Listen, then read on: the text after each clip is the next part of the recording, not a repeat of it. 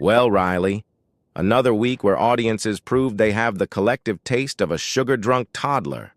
The Vroom screeched to victory with £4 million, which I guess is what happens when you serve entertainment with extra cheese and a side of tire smoke. Oh, come on, Max. Sometimes people just want pure spectacle. And look at this week's headline: Vroom goes boom. Even our editors are having fun with it. There's something refreshing about audiences ignoring the critics and just embracing the ridiculous. Refreshing like food poisoning is refreshing, sure. And speaking of ridiculous, can we talk about how Pingu the Psycho Killer made nearly £3 million? Homicidal Antarctic wildlife is apparently box office gold now. Hey, at least it's original. When was the last time you saw a psychotic penguin movie? Plus, it outperformed some of the so-called serious films this week. Because nothing screams cinematic achievement quite like a murderous children's character. Meanwhile, Level Up Rush B or Die Trying managed to earn £3,000, not $3,003,000, while simultaneously getting our lowest possible rating. Okay, that one's genuinely impressive in its complete failure. But Max, you're missing the bigger picture here. Umpire called this oil and water between quality and commercial success. But maybe audiences are just tired of being told what's good for them. Or maybe they've completely given up on having standards.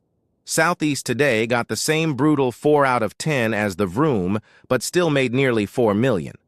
What does that tell you about critical relevance? It tells me that people are finding their own reasons to connect with these movies. And honestly, at least Titanic 2026 managed to sail smoothly into third place with a respectable 7 out of 10. So it's not all doom and gloom. Titanic 2026, because apparently we needed to revisit that particular disaster in our current year of disasters. How very meta of them. You know what I'm excited about, though? Next week's slate looks incredible. The Driver got a rare 9 out of 10 from our critics, and they said it makes Mad Max look like a leisurely Sunday drive. Oh yes, our notoriously grumpy reviewers went absolutely barmy for Mel Gibson's latest petrolhead paradise. I'm sure it's exactly as subtle as that description sounds. Sometimes subtle isn't the point. And Guy Ritchie's doing something completely different with Hound Dog Highway, pivoting from London gangsters to American road comedy. That's brave. Brave like jumping off a cliff is brave, maybe. Though I'll admit, delightfully unhinged buddy antics sounds marginally better than whatever David Lynch is inflicting on us with A Better Tomorrow. Ouch. Yeah, the critics were harsh on that one. 4 out of 10.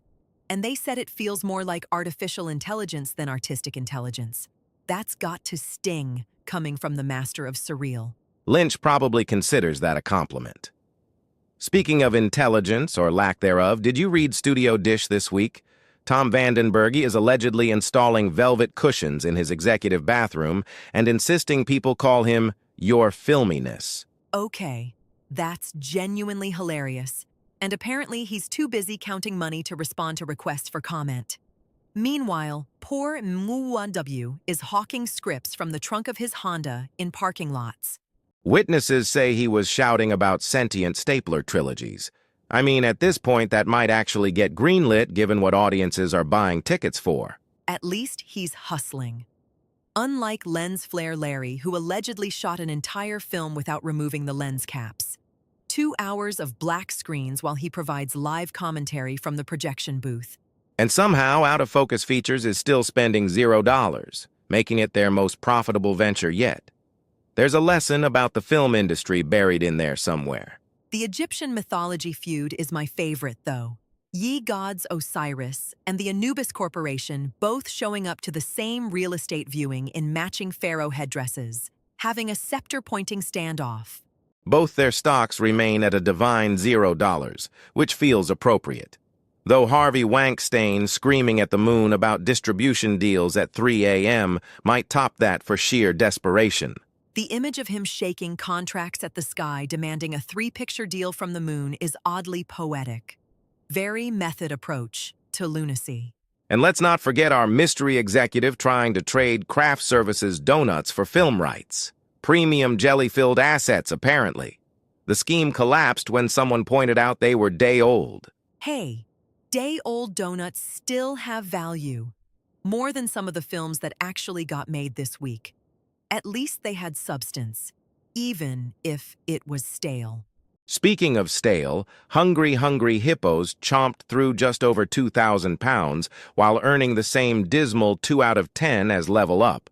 Board game adaptations remain cinema's most reliable form of creative suicide. Okay, but you have to admit there's something admirable about the commitment to failure there. Like, they really went all in on making something terrible. Is that admirable or just masochistic? And what about that existentially titled disaster? I'd rather be hated for who I am than loved for who I am not. Audiences clearly decided they'd rather not bother with it at all. The title alone probably scared people away. Sometimes philosophical pretensions are their own worst enemy.